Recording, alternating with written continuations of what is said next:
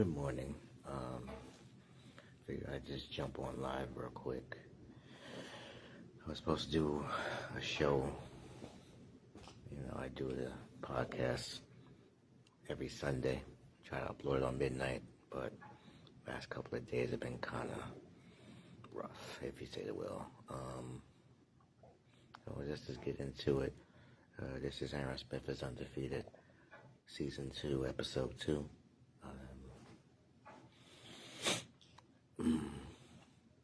I uploaded the first part last night, so if you get a chance, just check that out on YouTube.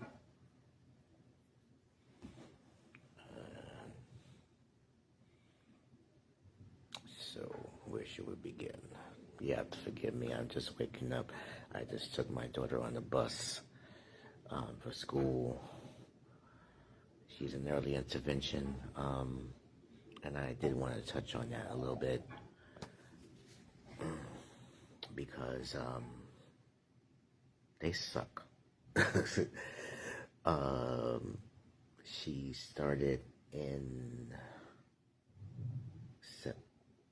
September of last year, I believe, if I'm not mistaken. I have to check on my way. And everything was going all right until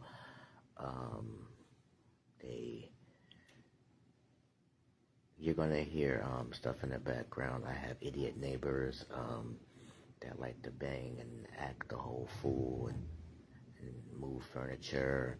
I've complained about that several times. Management don't give a damn. It's like they do this every day, every morning. I'll get into that a little later. So I think I actually did mention about that on show. Into that So she's been there since September. She'll be turning 3 on Sunday, so she's going to be aging out of that program. So eventually she has to go to what they call a 3K, which is before kindergarten, pre-kindergarten here in the city. And she's doing well. She can do a little better. She has some things that she needs to work on. And there are certain things that me and my wife disagree with the school. They're not much of help, not really. I've gotten to several misunderstandings, if you will, with these people. And it seems like, they just treat children like they're numbers. They do what they want to do. And I'm pretty sure their floors are scuffed and dragged and messed up. It's funny because it's like they do this every morning, and they hear me or they hear my child or hear my wife or my other daughter, and they want to make noise, and they do it deliberately, and they know it. I know they're doing it deliberately, and they continue to keep doing it. Now, I know what you're saying. Why don't you just go up there and talk to them? Hell no. I don't know these people from a fly on the wall. And like I said, where we live at, it's not like bad, but it ain't good.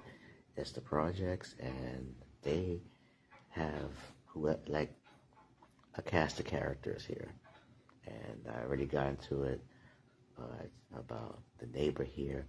And just walking my daughter to the elevator, this big goofy ass dog, this lady, in front of the elevator here in our building, wanting to try to jump on Diana and stuff. I'm like, you better back that thing up. Like, no, we're not doing that. But again, we got off the discussion. Early intervention. It's basically to see if the child has any delays or any issues that they can target and pinpoint so that the parents can better understand and help the child, and the teachers can better understand and help the child, so when they move forward, they can work on that. And, I thought the program was all right when it first started, but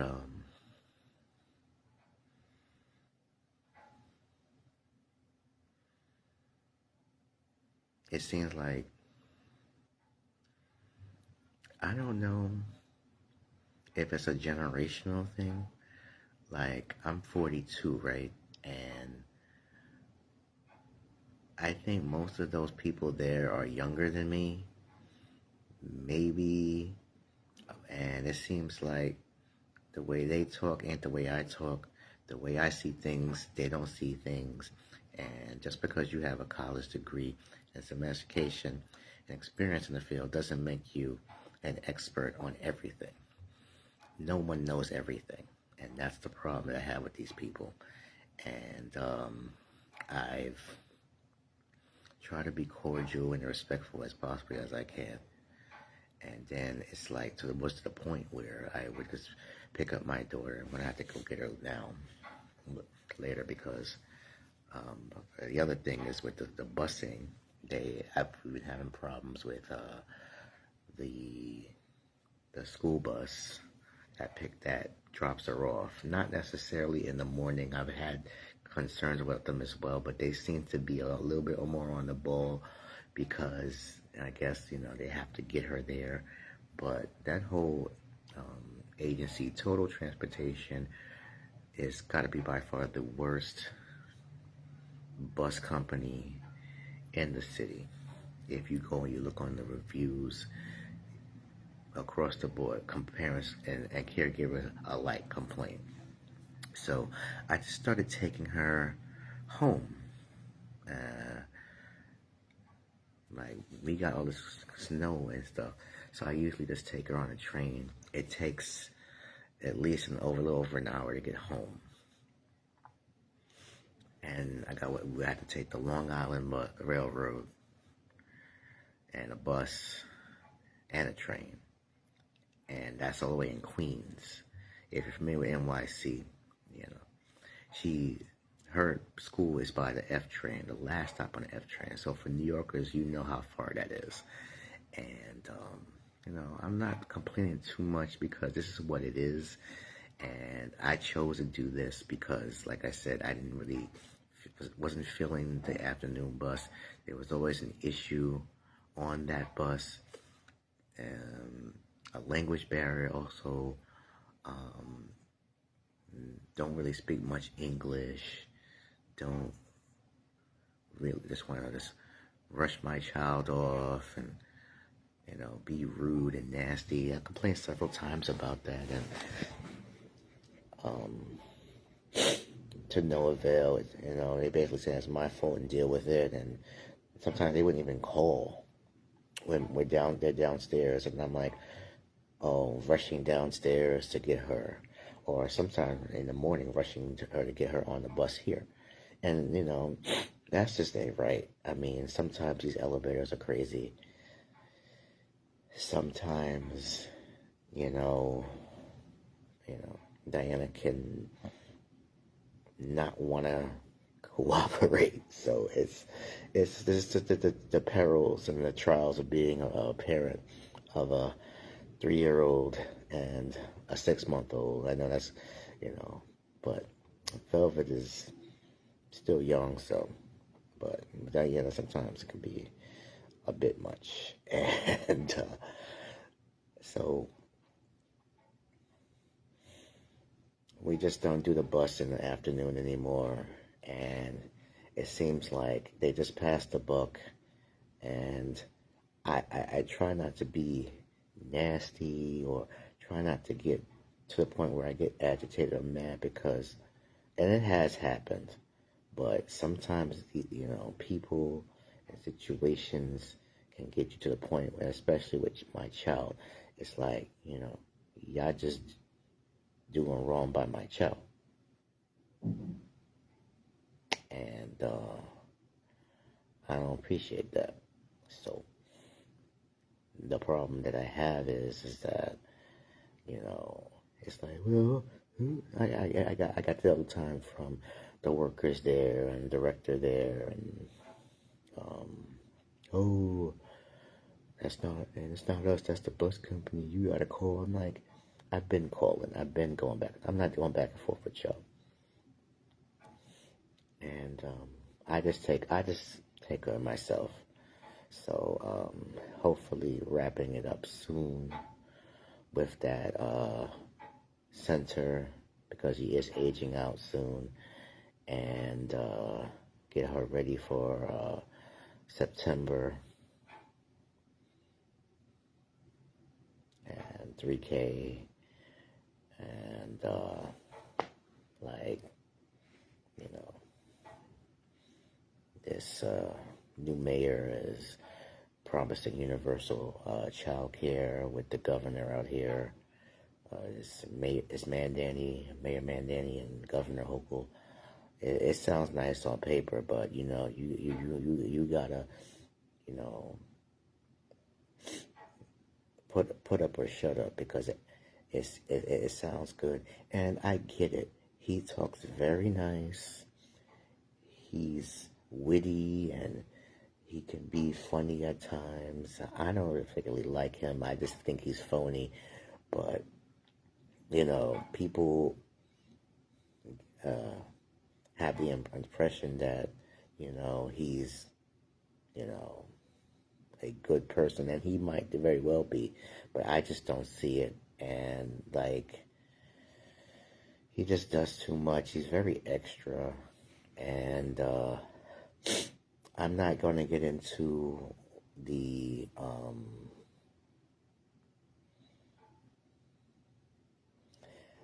he's an anti-Semite, and he's this and he's that. I've seen certain things about him online. I have read things about him. My opinion is that, to me, there is something about him that he's not telling everyone, and we're going to find out. And I believe that, you got to give him a chance, because obviously he's there. He's going to be there. But we done been through this song and dance, several times. And politicians are who they are. They serve who put them in there. And it's not the people. It is special interests. It is lobbyists. It's certain corporation organizations, which he says he's not. Like, the whole, like, okay, yeah, he's with AOC, Alexandria, AOC, Alexandria Ocasio-Cortez. You see, now I said that, now, my table's floating. But anyway, and Bernie Sanders, and I was like, he's in Vermont. What is he doing here? But I found out he was born and raised in Brooklyn. So I'm like, okay, but you don't live here anymore. So why are you here? But it's more of a wait and see thing with this Mandani guy, and he's promising a lot, and he put a whole bunch on his plate. So I hope he can eat it. And I hope he can deliver, because the sooner people like you, the sooner people turn on you. And that's exactly what happens in politics. So I wish him well with that. I said that in the last podcast. But, with the snowstorm that just happened, which wasn't a big deal. I never understand people don't, it's just, they do too much. They continue to do too much. Like, I was out there with my daughter, and it was a bit much. It was not too hard, but it was a little bit to move around and walk around that snow and take her to the bus. These people did a better job of shoveling, but this is NYCHA, this is the projects, and they hire these people, and we know what time it is with that, and but somebody slip and fall and bust their ass to be a problem. But, I've heard a lot of people say that their streets weren't shoveled very well, and that, it was, well, we dodged the bullet, because it could have been worse. I think it was 9 inches here in Brooklyn. But the problem now is going to be the cold because the snow is going to turn to ice. And you just got to be careful out there. And more than likely, I might have to take my child in a cab because, running something with the stroller and it's just hardly not going to cut it. And it was really cold this morning. It was very cold. And she forgot her hat and all that other stuff. I might have to take that with me and bring that with me when I go get her. Yeah. You hear that? It's every morning. Every freaking morning. They slam doors. They bang on walls. They thump. I got dogs. They run up and down. I got this freaking imbecile next door. 2 dogs. Maybe even more. And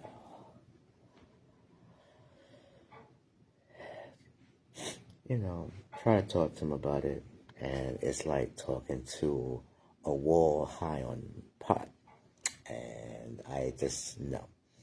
But we're working on getting out of here, and I try not to complain and bicker and complain so much, but it's to the point where sometimes when me and my wife put my daughters to sleep, they're banging and they're freaking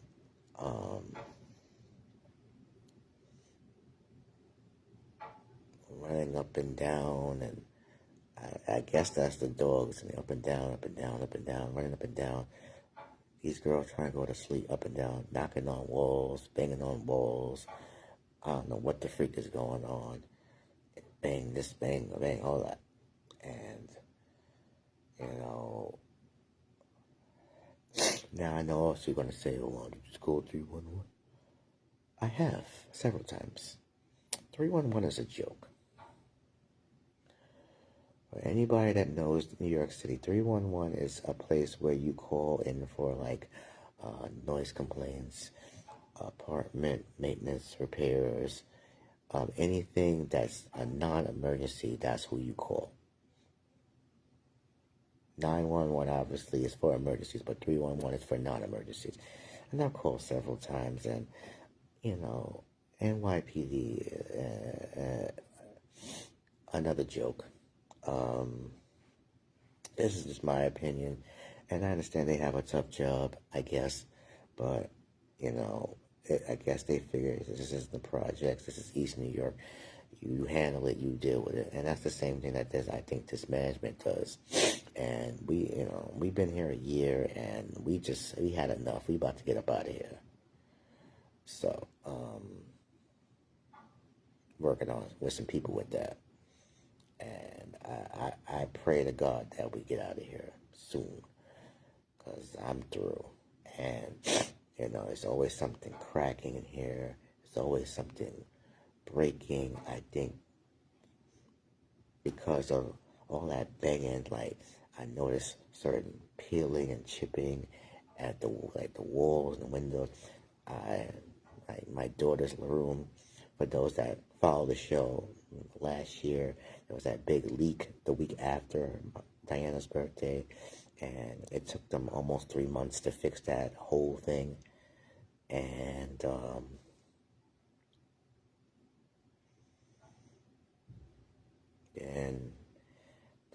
they had plastered it I think going on 6 times. This time seems to be holding up, but they were supposed to come back and paint, and because you're not on their time, and it's these contractors here who bang on doors, don't call nobody. This is why people have an attitude. This is why I got an attitude most of the time. If people were to just not be assholes about things and be congenial and meet people halfway, it wouldn't be a bit bad. But people want to do what they want to do, and that's the issue I have. And then, it is what it is. for the most part. So I would, I do what I can with what I got. And I don't know much about anything, but I know a lot. And I fix what I can. But they need to come here and do these things because, we got kids in here and, pay rent and and it's like I said, it's always something in here. And it's like they got people in here, they move these people in here, and I don't know if it's a program or whatever the freak it is, but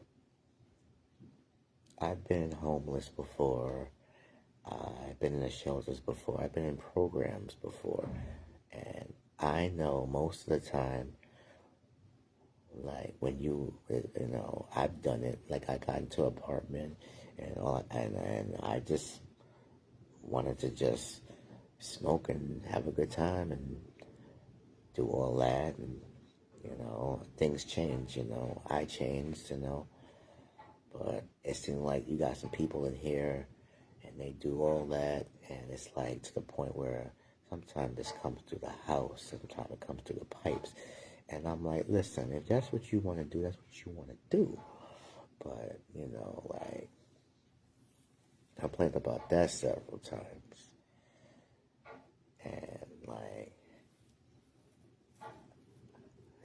spraying this and incense that. I can't keep doing that, especially around the girls. And it was sometimes they used to come in from my daughter's room, and like where they cut to open up the wall, they put a panel there. I don't know if upstairs had the same thing, but sometimes from that panel, you could smell weed from there too. Like where they open the door and smoking no freaking wall or something. Like it's just plain ignorant and really stupid. And I tried my best to keep my composure and not to go off on these people, but I have gotten pissed off several times. And like, they wish to go there. I'm trying not to go there, but I'm doing my best to do everything the right way because, people are just ignorant. And, these people, government officials, city officials, programs, New York City, and this mayor, it seems like he's going to cater to these individuals as well. And it seems like they just,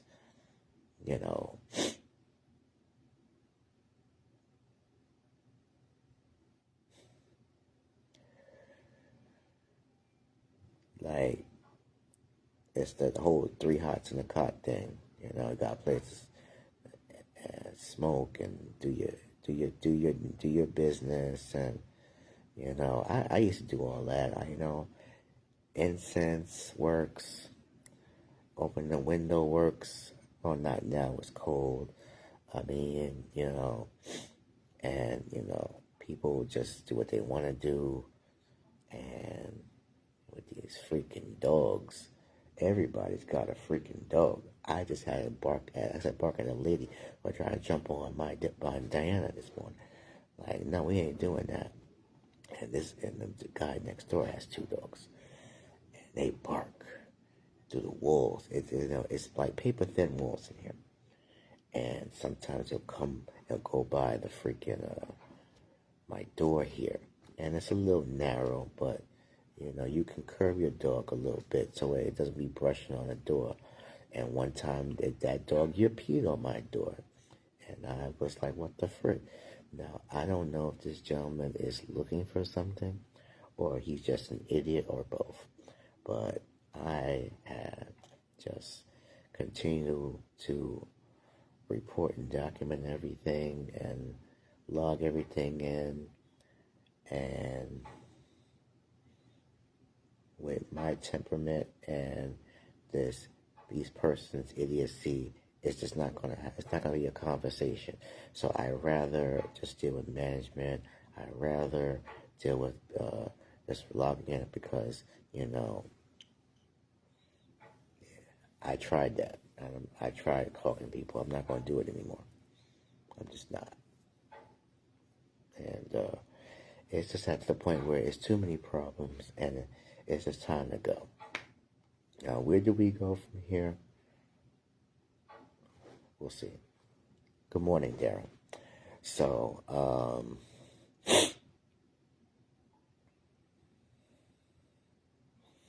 I used to complain like this a lot. Like, I used to just let things just slide and just not really give a damn. But